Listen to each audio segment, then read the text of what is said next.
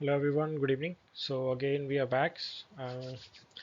आज 3rd of January, तो आज का जो हमारे पास करंट अफेयर है, let's discuss first of all. बहुत ज़्यादा कुछ ज़्यादा बड़ी नहीं है, स्मॉल करंट अफेयर्स है। Then we will cover the weekly as well, ताकि जल्द से जल्द हमारा जनवरी कंप्लीट हो। हमने काफ़ी कुछ मिस कर दिया है, सो लेट्स कंप्लीट इट। पहला जो मेरे पास जो करंट अफेयर है, दैट्स बेसिकली सुकन्या समृद्धि योजना। तो हुआ क्या है, गवर्नमेंट ने अभी रिसेंटली 20 बेसिस पॉइंट इसका जो इंटरेस्ट रेट था सुकन्या समृद्धि स्कीम के अंदर जो मिलता था, उसको इंक्रीज कर दिया है। प्रीवियसली ये आपका 8% था, बट राइट नाउ अभी जो आपका किया गया है, that is basically 0.2, sorry, 20 basis point बढ़ा दिया है। तो 20 बेसिस पॉइंट का मतलब सिंपल से समझ लो, यानी कि 0.2 बढ़ा दिया है। तो पहले 8% था, अब 8.2% हो गया है। अब ये किया क्यों गया है? Because each and every one knows the election is coming, तो उसका सबसे बड़ा इंपैक्ट पड़ेगा आपकी सारी चीज़ों पे। आपको बेनिफिट्स मिलने चालू हो जाएंगे। कई बार पेट्रोल के आपके शायद हो सकता है सिलेंडर के प्राइस भी अब धीरे धीरे गिरना चालू हो जाए। सब्जियां आपकी सस्ती हो जाएंगी, काफ़ी चीज़ें आपको बहुत ज़्यादा कम रेट पे मिलेंगी। सो बी लाइक इंजॉयबल के आपको आने वाले टाइम में अच्छी खासी चीज़ें मिलने वाली हैं सस्ते सस्ते में। Let's move. तो सुकन्या समृद्धि योजना है क्या, उसके ऊपर डिस्कस कर लो। तो ensure equitable share for the girls child resource saving for a family. तो एक बच्चे के लिए, आपके घर में जो बेटी है, आप उसके लिए एक अकाउंट खुला सकते हैं सुकन्या समृद्धि का, और उसके अंदर आप अपना छोटा मोटा जो इन्वेस्टमेंट है वो दे सकते हैं। और स्मॉल डिपॉजिट स्कीम है जो कि बेसिकली चलाई गई थी under the Beti Bachao Beti Padhao initiative, और हाई इंटरेस्ट मिलेगा ऑन द बेसिकली 10 ईयर्स के लिए होगा लॉक इन पीरियड इसका। 2015 में इसको लॉन्च किया गया था, ठीक है। इनकम टैक्स बेनिफिट मिलेगा, सेक्शन 80C का बेनिफिट मिलेगा, टैक्स फ्री रहेगा। 50% ऑफ बैलेंस बेसिकली आप विड्रॉ कर सकते हो जब वो 18 की हो जाती है। तो पोस्ट ऑफिस में सिलेक्टेड पोस्ट ऑफिस है, वहाँ हो जाता है। 1 अकाउंट पर गर्ल होगा, मैक्सिमम 2 चिल्ड्रन के लिए हो सकता है, ठीक है। From birth to 10 years of the girl child, यानी कि एज लिमिटेड है, जब तक आपका बच्चा 10 साल का नहीं होता उससे पहले पहले आप करवा लो, दैट्स बेटर। तो ये कहा जाता है। इसके अलावा वहीं अगर आप देखोगे तो 250 रुपये आपको पर ईयर, जो कि प्रीवियसली 1000 था, वो करना पड़ेगा। मल्टीपल्स ऑफ 100 पहले था, बट अब ये 250 रुपये है पर ईयर आपको जमा करना है। और मैक्सिममली डिपॉजिट आप 1.5 लाख कर सकते हो। सब्जेक्ट ऑफ एनुअल चेंजेस जो होगा वो देखा जाएगा। 50% अलाउड द एज ऑफ 18। जब आपकी बेटी 18 साल की हो जाती है, देन उसके बाद आप 1.5 लाख रुपए विड्रॉ कर सकते हो। This is basically 21 year from the date of account opening of marriage whichever is earlier. तो उस टाइम पे आपका मैच्योरिटी पीरियड होगा। So this is all about the Sukanya Samriddhi Yojana. अब दूसरा जो हमारे पास जो आर्टिकल है वो basically virtual digital asset service provider के मामले में है। वो है क्या बेसिकली? अब एक यूनिट है जिसे basically financial intelligence unit of India कहा जाता है। इसने एक नोटिस इशू किया है 9 offshore virtual digital assets service providers को। एक नोटिस समझ जाइए क्या है नोटिस। तो इंक्लूडिंग इसमें जो है बायनेक हुबोई ऑपरेटिंग जो है वो इलीगली इन चीज़ों को ऑपरेट कर रहे थे, जो कि मनी लॉन्ड्रिंग के केस में था। और इसके ऊपर हमारे पास ऑलरेडी हमारे पास एक एक्ट है, prevention of money laundering act 2002। तो ध्यान रखिएगा। अब है क्या वीडीए, क्या है वो समझ लो। Virtual digital assets service provider क्या है? Are entities operating within और outside India that offer digital asset service, crypto currency और ये सब कुछ। तो एक तरीके से आपके इंडिया में भी हो सकते हैं, यानी कि आप भी ये काम कर सकते हो, कोई और भी कर सकता है। दिस जस्ट ना सिंपल इज दैट डायरेक्टली आप एक लैपटॉप लेके बैठे हो और आप किसी को सर्विस प्रोवाइड कर रहे हो कि लाओ आपको जो आपका जो क्रिप्टो करेंसी है, मैं आपको खरीद देता हूँ, ये सारे काम कर देता हूँ और ये सारी चीज़ें। और on the basis of that मान के चलो आपके पास 1000 करोड़ है, आपका 1000 करोड़ है, और यू वांट कि आप उसको वाइट करना है। तो 1000 करोड़ के बदले में वो आपके लिए कुछ क्रिप्टो करेंसी या फिर कुछ इसके अलावा डिजिटल करेंसी वो आपके लिए खरीद के दे देगा, और आप उसे 1000 करोड़ दे दोगे। तो आपका पैसा पूरा का पूरा वाइट हो जाएगा। That's called basically money laundering. तो रेगुलेशंस क्या है? इन मार्च 2023 के अंदर क्या हुआ था, इंडिया ने वीडीए जो सर्विस प्रोवाइडर्स से, तो उनको उनके प्रिवेंशन को देखते हुए anti money laundering counter financing terrorism फिर एक फ्रेमवर्क बनाया, और इन चीज़ों को देखना चालू किया कितने हैं। टोटल 31 वीडीए रजिस्टर्ड है, जो कि फाइनेंशियल इंटेलिजेंस यूनिट के तौर पर है, और इनको देखा गया। और ये सारे काम किए जाते हैं, प्रिडिक्ट क्राइम, प्लेसमेंट, लेयरिंग क्या है, इंट्रीगेशन क्या है, हाइडिंग क्या है, this is actually going on. तो जस्ट वीडीए को आप अपने एग्जामिनेशन में लिख सकते हो। ग्लोबल रेगुलेशन भी बना रखे हैं, दुबई ने भी, यूरोपियन यूनियन ने भी, यूएस ने भी बना रखे हैं। सो दिस इज ऑल। आपके लिए इतना जानना जरूरी है, ज़्यादा डीप साइड जाने की जरूरत नहीं है।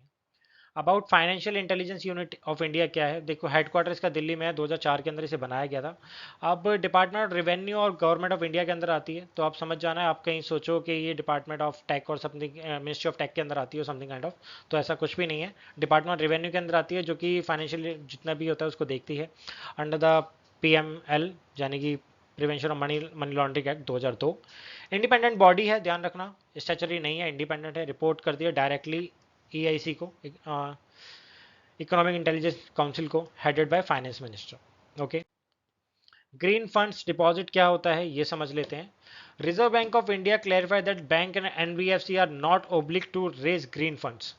जो बैंक्स है और जो NBFC हैं वो ग्रीन फंड्स नहीं कर, ओब्लिग नहीं है कि वो ग्रीन फंड्स लेंगे। क्या है ग्रीन फंड्स? रेफर्स करते हैं एक फाइनेंशियल रिसोर्सेज को, बेसिकली इंटरेस्ट बेयरिंग डिपॉजिट होता है। सिग्निफिकेंट स्पेसिफिकली अगर मैं बताऊँ आपको, इन्वायरमेंट फ्रेंडली। अब एक तरीके से आप फंड, आपने फंड रेज करना चालू किया। This fund design to support initiative that contribute ecological wellbeing, renewable energy, green transport, eco friendly construction, इनको बेसिकली सपोर्ट करता है। That's called green funds basically. अब रिन्यूएबल एनर्जी या फिर रेगुलेटेड एंटिटीज क्या है? Are financial institution and organisation operate the financial sector, fall under the regulatory period central authority.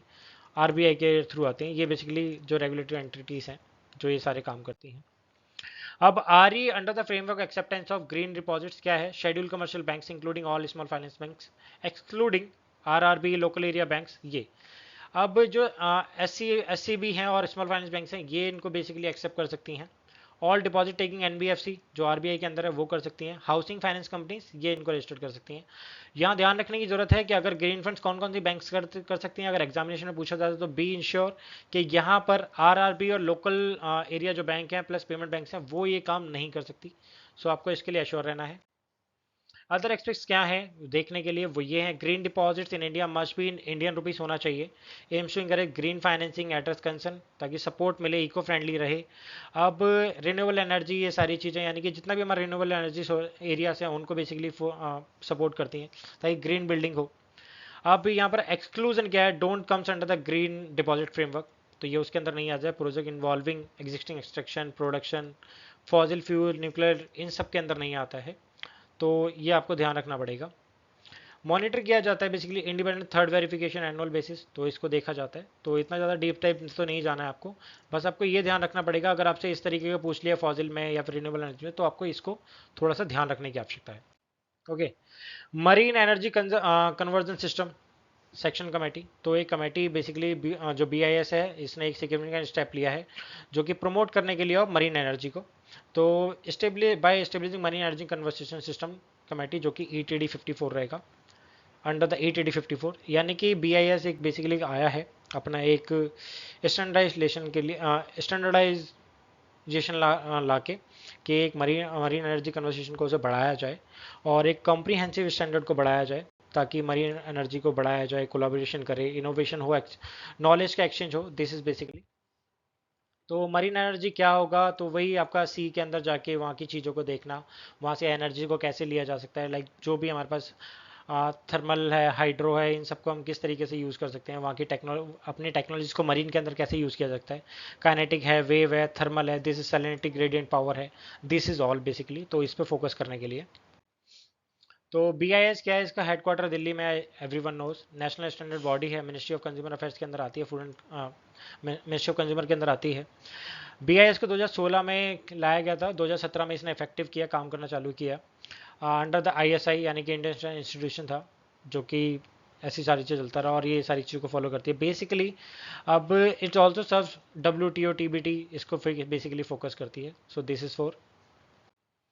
अब united liberation front of Asom क्या है?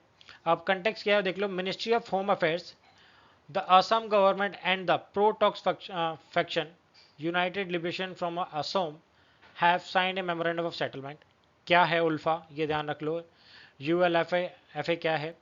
आर्म मिलिटेंट ग्रुप है असम का, founded 1979, seeking independence from the indigenous Japanese Assamese people. It was ban in 1990 and sign, I am really very sorry. Okay, 1979 में इसे बनाया गया था। जो वहाँ के लोकल पीपल हैं असमीज, उनसे इनको बेसिकली अलग से एक फ्रीडम काइंड ऑफ चाहिए। सो दिस इज, तो जस्ट नॉर्मली जान लो, इससे ज़्यादा कुछ जानने की ज़रूरत नहीं है। आप इसका एक स्क्रीनशॉट ले सकते हो, डीप डाइव जाने की कोई आवश्यकता नहीं है। जो हमने अभी तक 4 से 5 हमने आर्टिकल्स पढ़े हैं, that's all enough for us.